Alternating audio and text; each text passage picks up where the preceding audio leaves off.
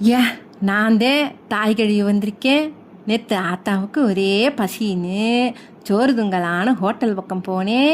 ஆத்தாவை ஏமாத்தணுண்டு ஏகப்பட்ட விலையை போட்டு வச்சிருக்கேன்.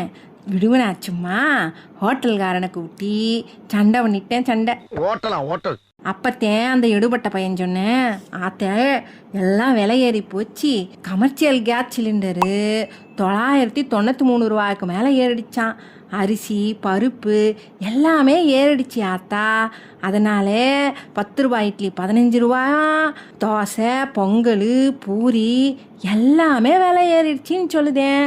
ஆத்தாவுக்கு பிடிச்ச சிக்கன் பிரியாணி கூட 50லேருந்து 70 ரூபா வரைக்கும் ஏறிடுச்சு. 2024லேருந்து 2026க்குள்ளே குத்து மதிப்பாக 20லேருந்து 40% வர வேலையத்தான் இருக்குன்னு சொல்லுதாக.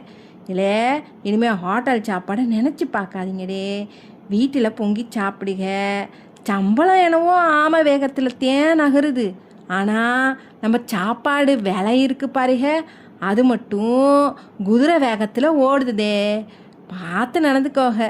உங்களுக்கு எங்கள் சேனல் பிடிச்சிருந்தா லைக் பண்ணுங்க, ஷேர் பண்ணுங்க, மறக்காமல் சப்ஸ்கிரைப் பண்ணிடுங்க. அம்பிடித்தேன் சொல்லிவிட்டோம் போங்க.